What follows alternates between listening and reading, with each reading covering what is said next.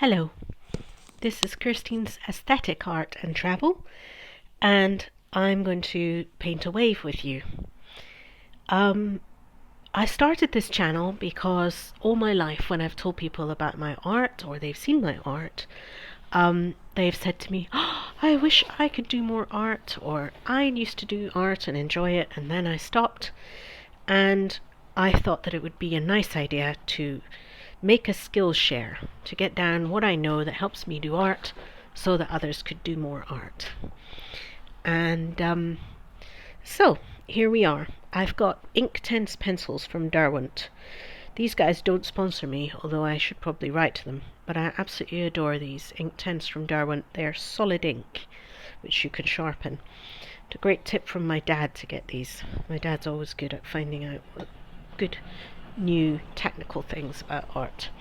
And Inktense pastels from Derwent, which I haven't used before in this YouTube channel. I've used them plenty. I like the pencils better. I like the absolute control, but the pastels are good for certain loose styly things. You can just use them like a block of ink. Get a brush, put some water on it, paint with them. But I think it's kind of a waste. You might as well use inks. So using the pastels to give you some texture is nice. A word on paper. This is mixed media paper. It's 250 GSM, which means grams per square meter. So it's kind of almost a little bit like cardboard. I like 250 and up, because then I can get it wet and it doesn't just crumple up into a sticky mess. While I do have a few sketchbooks that are thinner than that, I never use anything wet on them really, because they just crumple into a mess. But this stuff, you can get it fully wet. Here I am splashing water all over it, and it pretty much stays flat, or it doesn't turn into such a mess that you can't flatten it back out by leaving it under a pile of books for a week.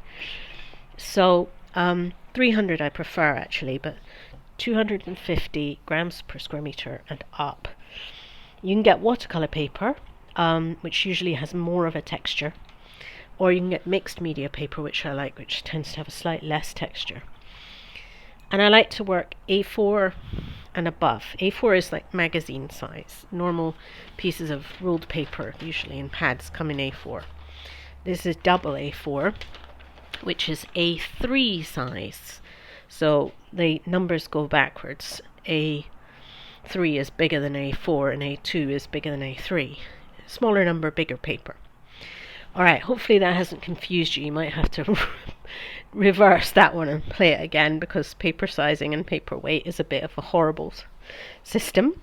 But the point is, use the biggest piece of paper you can comfortably face so that you don't get all cramped, and try to fill it. And use the thickest piece of paper that you can afford, so that it gives you options about what you can do and it won't crumple. Now I'm going to use the Inktense pencils on their side. And as you can see, because I've got the paper completely wet, it is, or almost completely wet, because there's random bits where it isn't, it is bleeding out instantly, spreading the colour into other places. And I just adore the messy effect. Obviously, if you're something of an illustrator type, perhaps, you like your neat things perfect, the idea of wetting the whole page before you start might make you wince at the hideousness of it. That's fine, you're your own artist. But for me, I absolutely love the way everything just spreads out. And as you can see, where I've used it on the dry bit of paper, there isn't anything like this colour saturation, this instant spread from the pastel. So I've got a darker blue as well. I'm going to try slinging a bit of this in. I have the idea that this is a wave. One of my favourite artists is Hokusai, and Hokusai's Wave, which is apparently the most reproduced piece of art in history. You can check that online and you can tell me if I've misunderstood. It must be quite a difficult thing to measure, count every single t-shirt that everyone prints everywhere. But it's certainly very popular. You see it on lunchboxes and t-shirts and trainers and goodness knows what, and I absolutely love it. So while I'm not ripping off Hokusai's wave, I'm not copying it. Nothing wrong with that, obviously, as long as you credit the artist and say, this is a copy. It's a good way to learn. But I'm definitely, whenever I paint the sea, I'm always inspired by Hokusai. It's impossible not to notice that. Now I'm going to get my Inktense pencils, because actually no, I'm going to put some colour in the sky, then I'm going to get my Inktense pencils. Oh, I don't know what colour I'm putting in the sky. I'm making this wave up, although I'm slightly looking at a sketch I did a few years ago and then turned into a fabric design. But mostly I'm just making this wave up. There's nothing wrong with a bit of imagination straight to paper. I know I'd go on and on and on about observation, but you know, you can also just play straight from your head if you want. And I think what helps with that in my case is that I've done lots of waves in the past, and it ends up being that I have a sort of idea of what I'm doing. So now, some more detail with the Inktense pencils. If you'd like to see the textile design that I made, it's on my computer there. So I'm a little bit inspired by my own art to make a new version. So there is some observation in this, because I did some observation of an actual wave, then I did a textile design from it, and now I'm doing observation of my earlier work. So I haven't completely divorced from the idea that, you know, good observation equals good art. It's just sort of a few removed from the original. So now you can see that it's splashing up into the foaming head of the water. I'm sure a surfer would be able to tell me, or a sailor would be able to tell me, oh, it's the blah part of the wave, the breaking part, the white head, whatever you want to call it. White horses, maybe. White head sounds like a spot.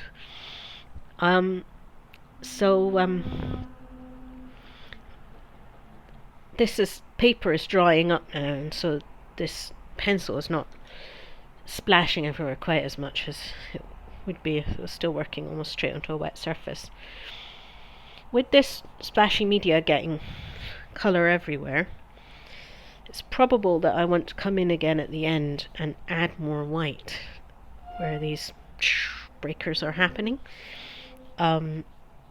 because otherwise it's going to end up looking, you know, not have contrast.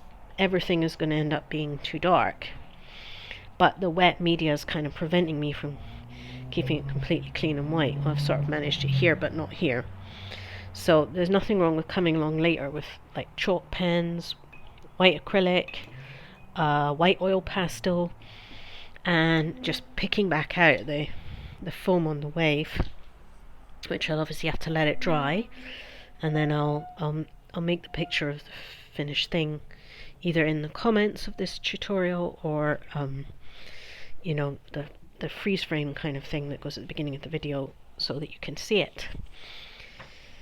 And yeah, basically that's a word on paper, and I am going to use white to work back into this, and that's also a word on working straight onto a wet surface and how thick the paper needs to be to do that. So what else are we going to have going on in the sky? I think we need some slanting rain. If it's a storm, it should rain, and it should rain right onto the sea as well. And I'm going to make that more subtle, because at the moment it actually looks like meteorites rather than rain. And just get some cloud formation occurring here too. The storm clouds are gonna roaring shapes. Yes, yes, there are sound effects to the stormy sea. That's how you know that artist's having fun. They're usually either singing or making sound effects. Yeah, Yes. Everyone at my university used to laugh at me because they said that you could tell if I was having fun because I was singing away in my corner of the studio. Oh yeah, Kirsteen's heart's going well. If it was silent, they'd be worrying about me. Just like tunelessly singing the same phrase over and over. I'm very grateful to all the girls I went to uni with that they didn't hang, draw and quarter me for it after 4 years of being in the next studio space. Yes.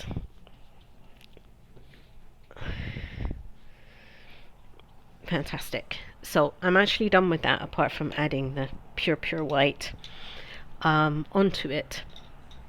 Like I say, various ways I could do that. Things that will easily cover this media when it dries. Acrylic and certain white pens, white sort of chalk pens, the kind of things that you write on a window with. Another thing is white oil pastel will pretty much go over anything. So if I worked on this and tried to put, I don't know, white Inktense pencils, it's just going to more or less disappear. I don't know why they even give you a white Inktense pencil. I'll show you. It does nothing. It just kind of very slightly lighter colour occurs, and that's about it. Anyway, but if you use a white oil pastel, or even Tipex, like the stuff you use for correcting documents. Tipex is a brand name, but you know, whiteout or the sort of thing, that makes an excellent opaque white that will go over all sorts of things. And then I can pick out the highlights and give the thing contrast, give it strong dark areas and strong light areas. At the moment it's missing strong light areas. Alright, so this has been Kirsteen's Aesthetic Art and Travel, and thank you very much. Please do like and subscribe.